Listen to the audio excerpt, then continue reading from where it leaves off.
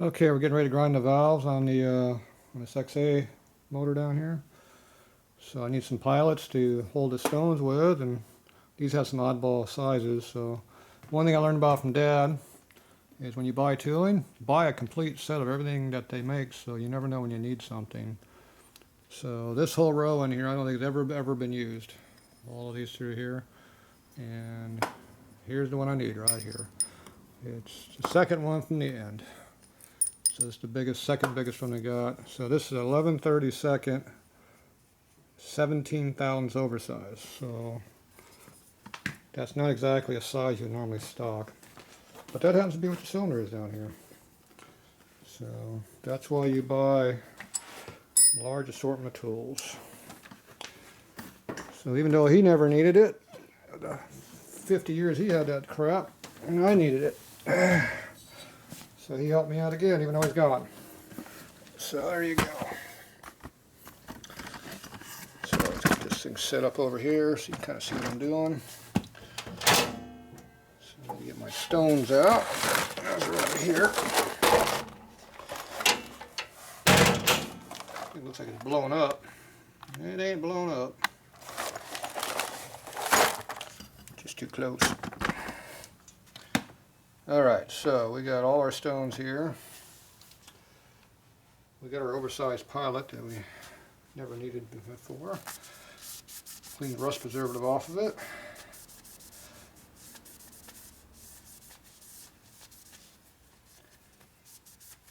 So, it's never been used.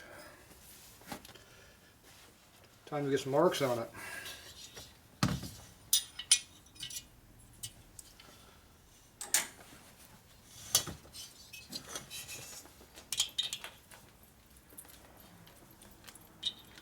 Hey, Scooby. Scooby's coming over to help.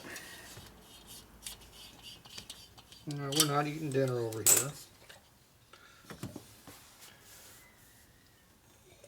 Okay, so here's our valve after cutting it.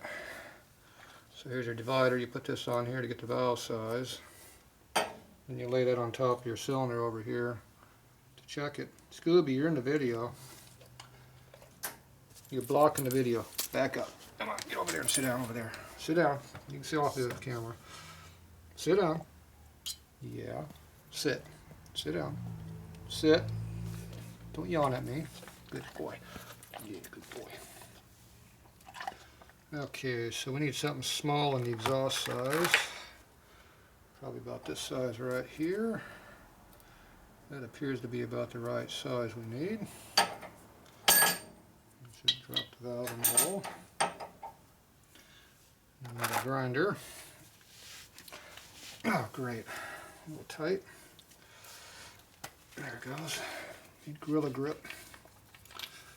That's what Fred calls it. We call it working grip around here. Okay, so that's at 45 degrees, same as our valve. So it goes on there, and now we grind this.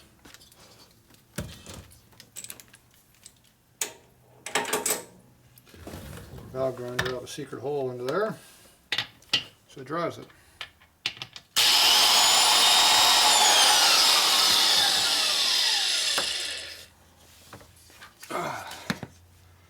Take a look at it, see where it's at.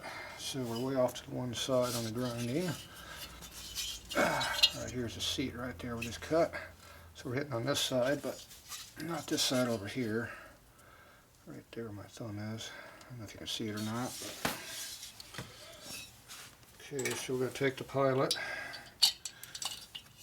turn it 180. The pilot doesn't feel very, or the guide does not feel very round. Let's see if it centers up better.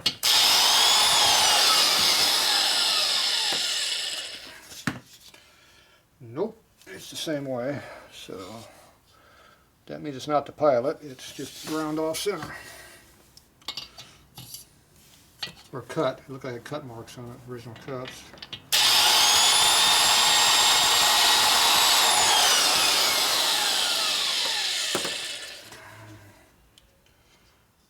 Just go ahead and grind it on in, is all we can do.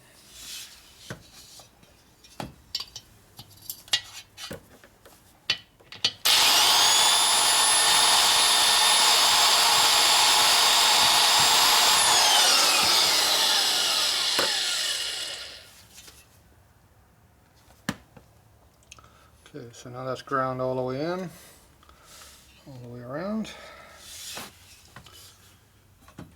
Pull the pilot out and do the other hole. Yeah. See, I thought I was going to have to shim up some pilots or something. Do some sketchy stuff. Wrapping it with old beer cans or something, or shim stock to tighten the pilot up to get what we needed. But Dad took care of the problem.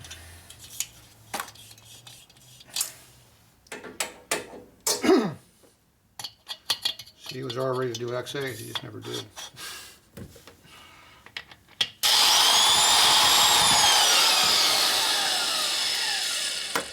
Okay, let's see how this one looks. It's off about the same amount, same direction. So whatever the error is, it seems to be consistent.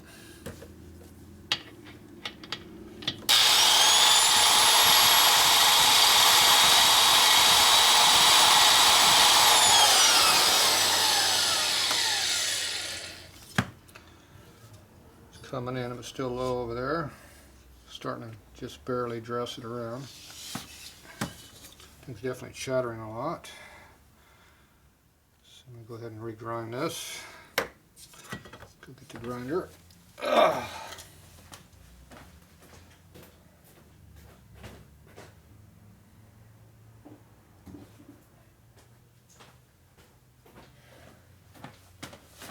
There's the official Clickway sharpening tool. Just got a diamond in it. You set it up here at the angle you want to be at. You grind it. So the diamond just rubs across it where it needs to be. And that'll do it.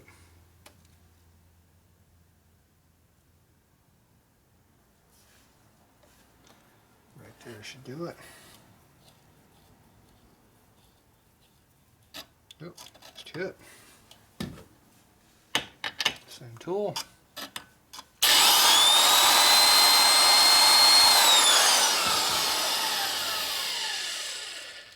So I get a freshly ground sharpened stone.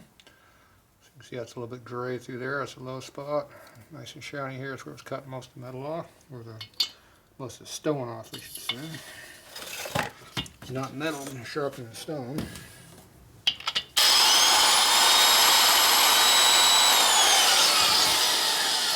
It's chattering pretty good though. Try not to bounce too much because that makes it dig in.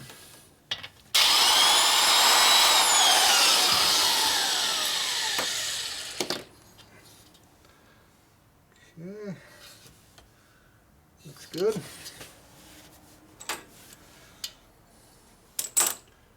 Take our dividers and lay it across the face. Oh yeah, it's 100% across. It'll work. This is a low performance valve job, one angle. Both valve and seat have only one angle. Both the same though, 45. Okay, so get that out of the way. Get the other one over here.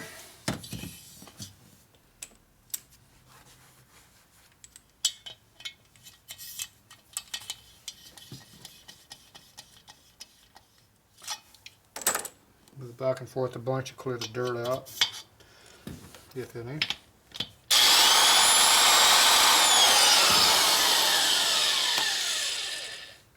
And it was a lot closer this one. Still a little bit low right here on this one edge, but it's a lot more even than what the other two were.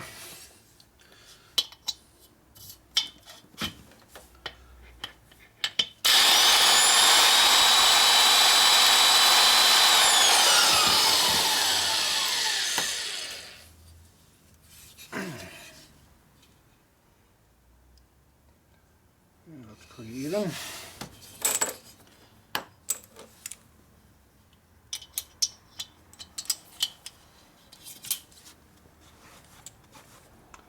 So this is pretty much a glorified show bike. He actually is going to ride it, but like he said, if he put a couple 100 miles a year on the bike, it'd be a miracle. So not going to be ridden much, so do appropriate work.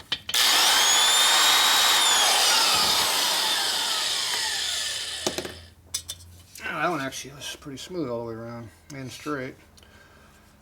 So that just about cleaned right there. We'll just give it another light grind.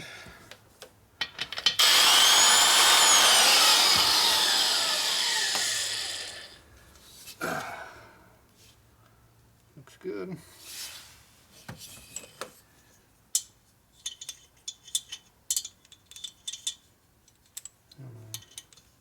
There it is.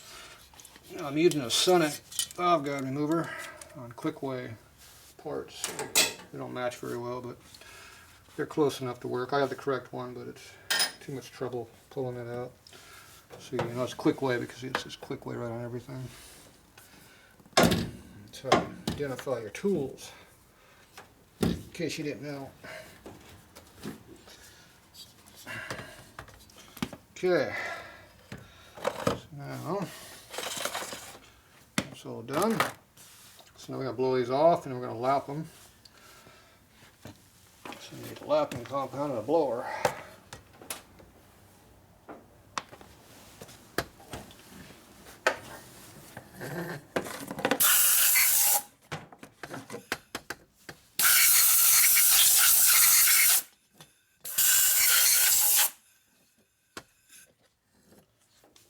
Okay. Now I measured all the valves up. Decide which ones are going to be the intake and exhaust. I marked them. So the exhaust have the better stems. They're not quite as worn as much. There's two small valves and two big valves on the stem side. There's about a half thou to a thou difference. This one here has a very heavy wear mark in it, so I don't want to put that on the exhaust because it's going to wear on the exhaust anyway, so I'll let the intake flop around more. And this one here was worn pretty thin down through here, so I'm actually putting the worst valves on the intake side, putting the better valves on the exhaust side because they're going to get the most abuse. So once the deal, you want the equal wear on the parts. So that way you get the most mileage out of it. If we start with the worst valve on the worst part, then it'll be really worn out pretty quick. Versus the other way of doing it, everything will wear about equally. So just got to make sure you know which parts are which. Okay, so now we take a little bit of lapping compound on the valve.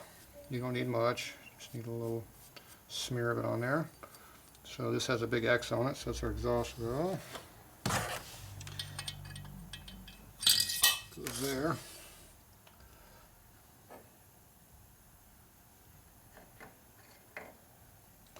So this one has a big end on it, so it's going to be our intake valve. Now the one valve that had the thickest head I also put on the exhaust. You know, the thickest head up here on the top. Three of the valves are all about equal, super thin. One was thicker, so it's going to go to where it's going to do its best job.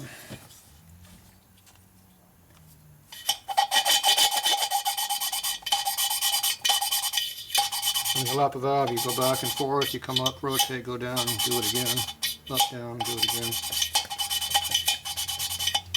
That way you're not in one little spot. So you can see how we're on a nice narrow seat. See, it's only about 3/16 wide.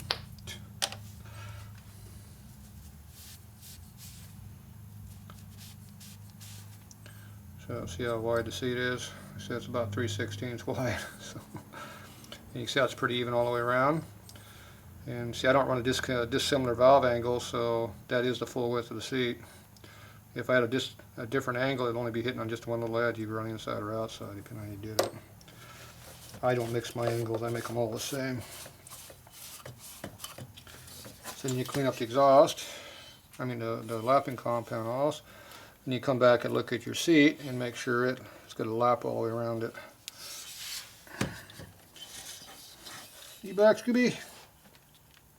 You can come back and help. Are you going to help? Scooby's going to help.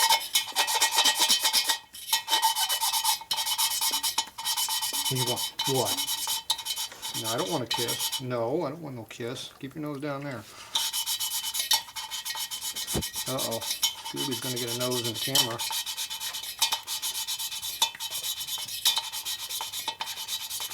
Give me a nose inspection there.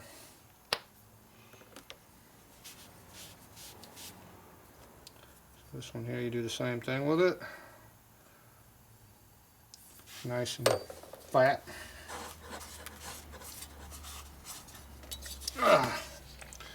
Look at your seat around there, and it's got a seat all the way around it, just like the valve does. So there we go. The last test you do is you put the valves in there and you go look, put up the light, and make sure you can't see no light through it. If you got no light, you call that light tight, that means it's good. Run it. If you see light, we have to go back and work on it some more. So right now I don't see anything. It looks like it's going to give me light. So I have to hold them up to light, which is heavy. So I got to pick them up and do that. If I can even see them in these ports. Yeah. Ports are not exactly where you can just see them. Yeah. So they're good.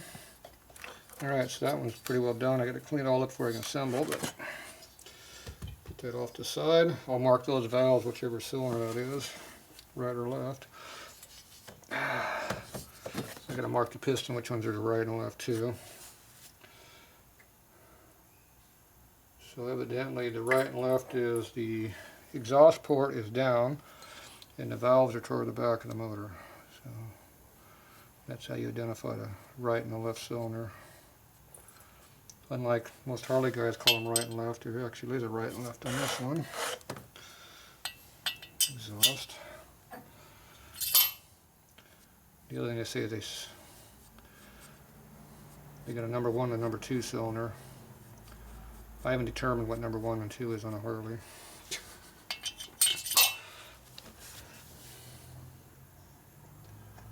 I always call them front and back. So, let's see, automotive guys have a bunch of weird names for things.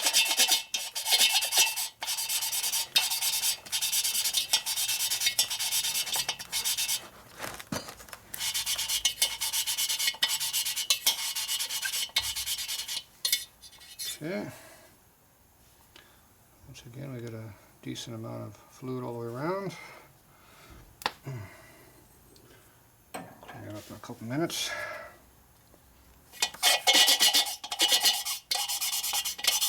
Now it chatters until it gets lapping compound all the way around.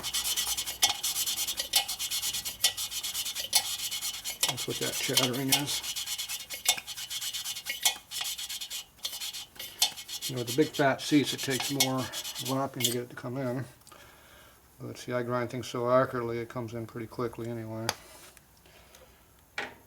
That's how you separate the good jobs from bad jobs.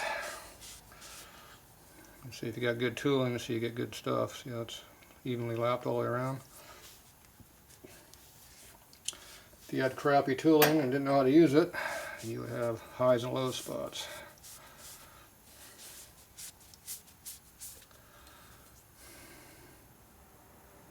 Pretty even all the way around. Just like what you want to see. Now one thing about real loose guides is your concentricity can be way the hell off and they'll still be good. Makes you look better than you really are. So there's your seats there. Kind of faint, but there. Okay, this is exhaust. Intake. So we're going to hold it up to the light way up there. So you take it, just hold it up. You look in the port. You can't actually see the valve face, but if the port is dark all the way around, it's good. Alright, so that one's good. Alright, so that's all in there. So I'm going to go ahead and clean all these all up, and we'll be back. One more time, I guess about the 5th time I clean them today. Okay, we're getting ready to assemble up our cylinders here. So get everything all cleaned up.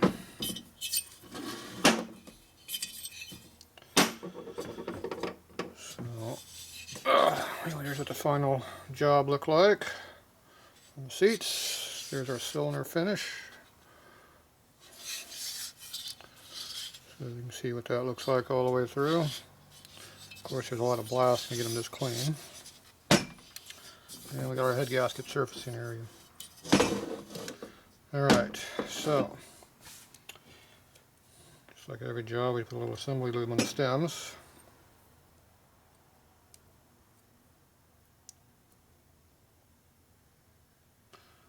And that would be an exhaust valve.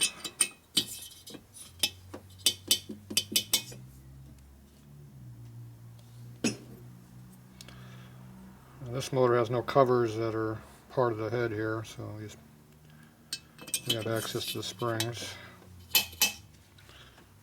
They have some other design of a cover. Not sure because I haven't seen the bike. Don't know what it looks like.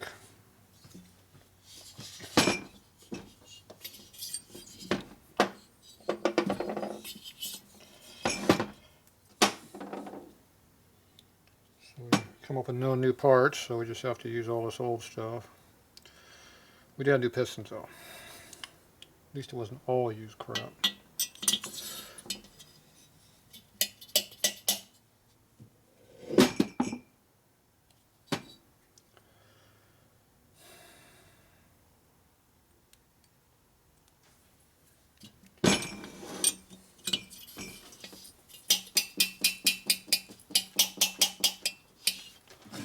Okay, it's all lubed.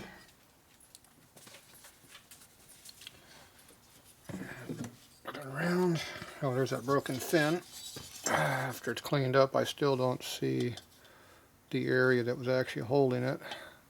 There's a little bit of a clean spot right here on the very tip here, so that must be the only thing that was holding it on there. And maybe right there by that edge.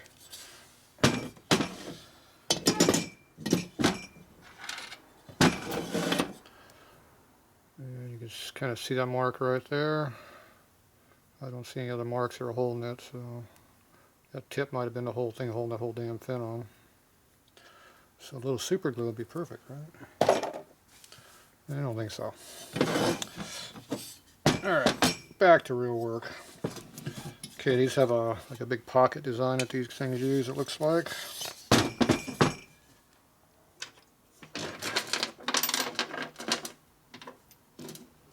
So they have a large diameter valve spring, like kind of like a UL. The keepers are totally different, or the collars are totally different looking. So these are kind of weird. And then the valve keepers themselves are same as a 45 Sportster K-model. Same keeper they've been using since the mid-30s probably. So they're all the same. So Harley does standardize on some things. Okay, so we go ahead and put the lower collar in. Put the valve spring in there. Put the upper. And almost dropped the camera on the floor. Try it again. So now I'm going to try to make the valve spring compressor actually work here. This is my Sportster one.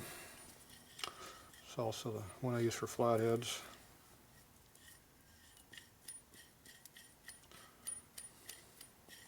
And my race bike. It's going to be all the way out, looks like.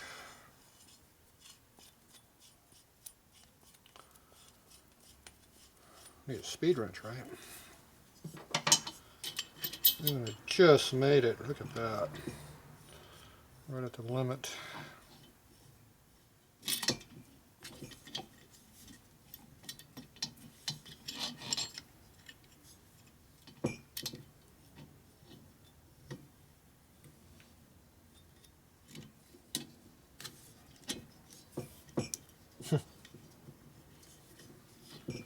He doesn't like me.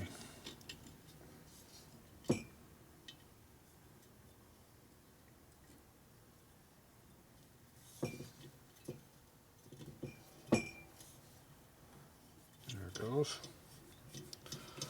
I had to find a valve stem actually went into the hole. Have a big chamfer on that thing. Yeah. See, it's got a sharp edge here. There's no chamfer to lead it in. So you have to get it just right. Yeah, it's pretty close to size. Okay, once you get that in there, you come over here and put the keeper in. Just use my fingers to do it.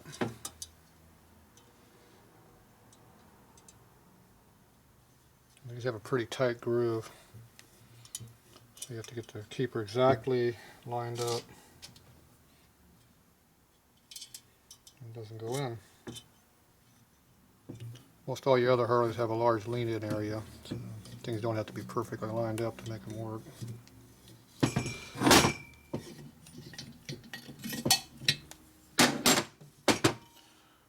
Okay. That thing is way down deep in there too. So, alright, there's one. 3 more to go.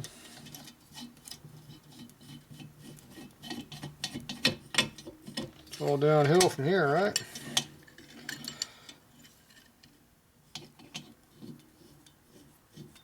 About time for something to break. Oop, something just bottomed out.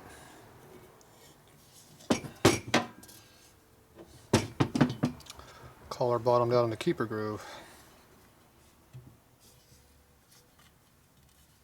There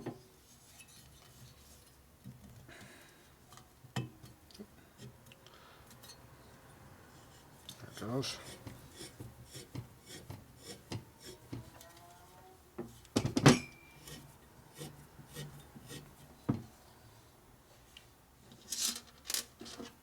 I'm waiting for the spring compressor to come off and nail my finger.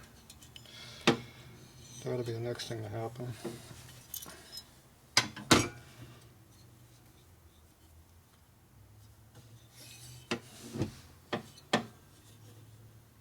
Everything's dead flat, so there's nothing to keep the valve spring compressor on the collar. I keep bumping the thing, and eventually it's going to bump off and nail me. There's a little bit of tension on it right now.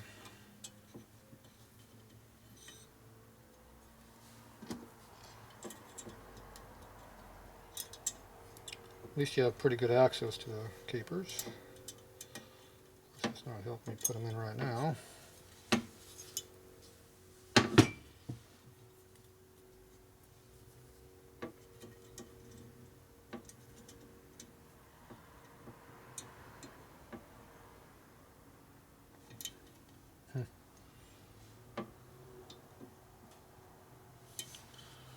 Yep.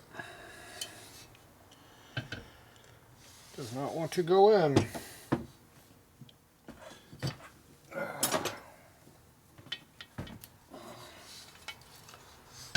waiting for this thing just to pop me in the face. I can feel it coming my way. There we go. This stuff is dangerous. Otherwise known as sketchy.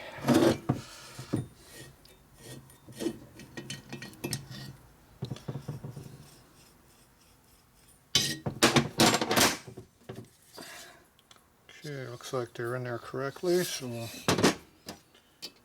tap them here with a hammer. Have to pick it up a little bit to get the valve off the table to do this.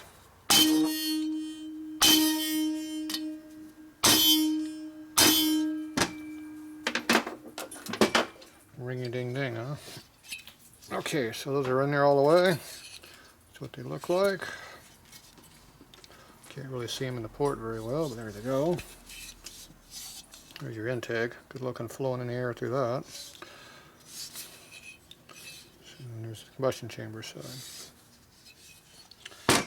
Okay, so that one was, this is the right one, which I think is the broken one, right? Yep, that's the cracked one.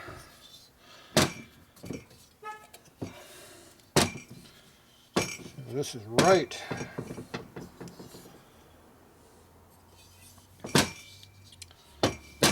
figure out which piston is the big one and the small one.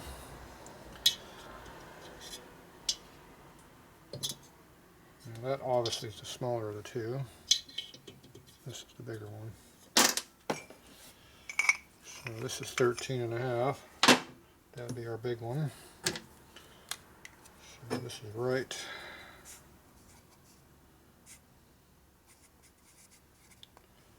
side. This one's left.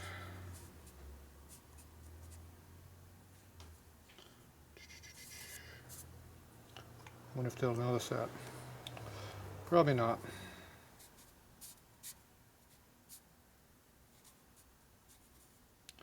If they put it in wrong, it'll still run, but it might stick. So don't forget about that. So I guess we'll put a big R right here. This is the left. Put a big L right here. There goes the valve.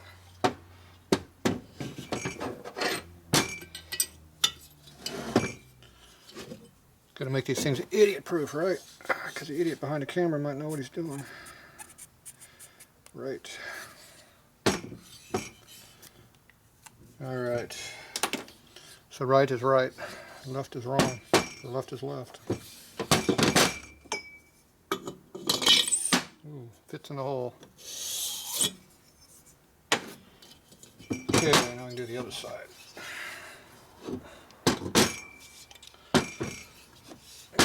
Two more chances to screw up. One of them, one of those.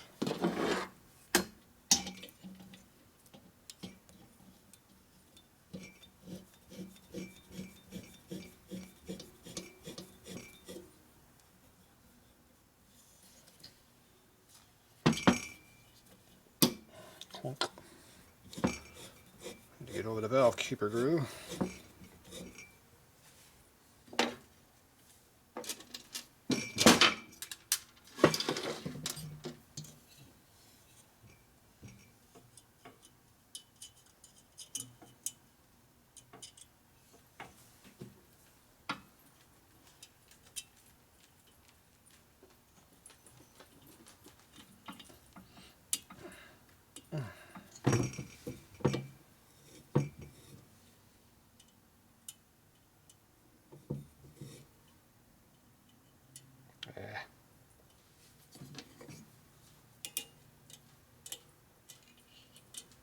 Goes.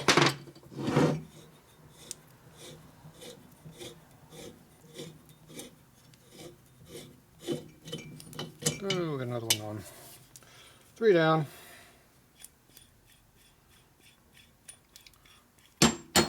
Last chance.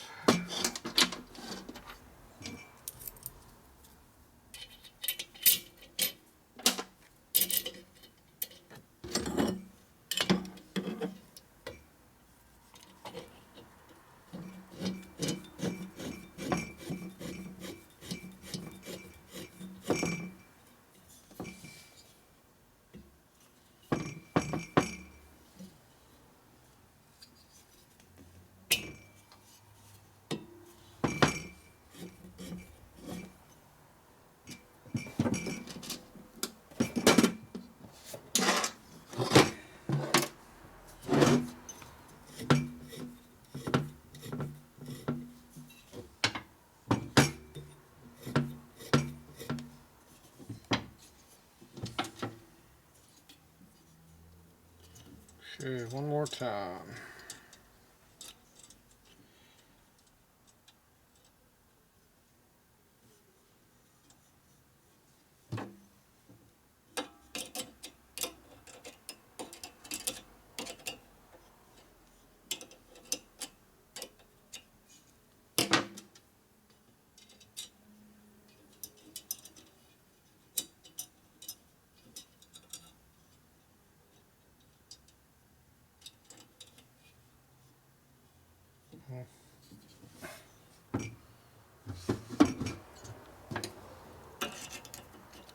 Trying to get friendly with the other keeper.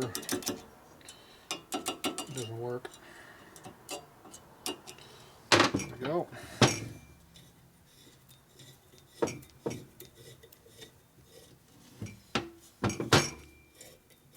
Imagine doing this all day long. Okay, looks like they're in there. Do a little test hit.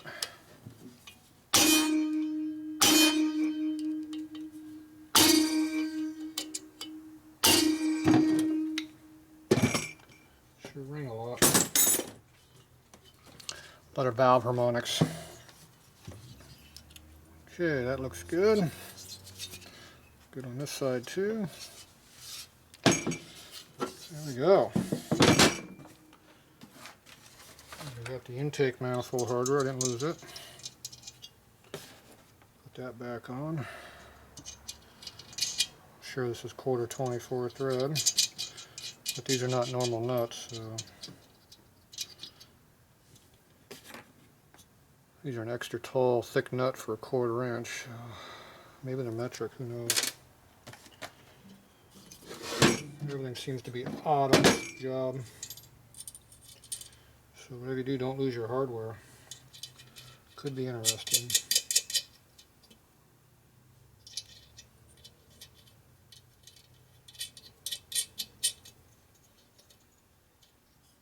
Okay. So there we go. One go fast bike. So these go like this on the vehicle. Like that. That is a performance application there, let me tell you. You can't buy just crap like that anywhere. Okay, so now we got where you can actually see stuff. So they had some kind of a cork gasket on here, so some kind of a cover goes on here. Probably the crankcase probably has a big hole in there or something for checking your valves. So the intakes is straight up and down. So there's your cylinders are all on there like that.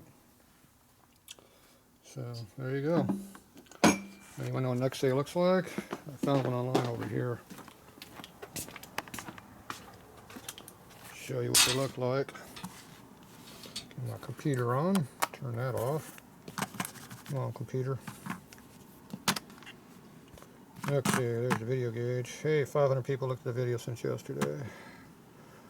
Let's see, XA stuff. There's what a Harley XA looks like. So, in case you wonder what a BMW Harley looks like, there it is. Now that's the 18-inch version, not the 16-inch version. They had a 16-inch version with solid disc wheels on it. It looked just like that one up there. There's a picture of one. There you go. You get real close to see that one. So, from what I was told, the big tire one was the later version. Because the skinny tire one sunk into the sand. When you turn the front wheel, the dirt would go right through it and you couldn't turn. It would just dig a big hole in the ground, big furrow, and stop. Whereas the disc wheel one, when you turn the front wheel, it would act like a rudder and just go right through the sand, you know, turn it and it shove its way through. So that's what an expert, XA expert, told me back in the 70s. He had one of each bike he was working on for like 20 years. So, yeah, who knows, this might be one of his. Here's some other pictures of junky ones. So, anyway, that's what an XA looks like. So, they're just a little bit different looking than a normal Harley. So, there you go. Looks like a BMW to me. BMW motor and a Harley chassis. That's what it looks like to me. But, oh well. That's what they look like. So we are all done with the top end now. So unless I get something else to do from the guy, that's the last I'll see of this bike. So anyway, it's supposed to be a runner. He rides it around, and maybe we'll see it on the road. You never know. So that's it for now.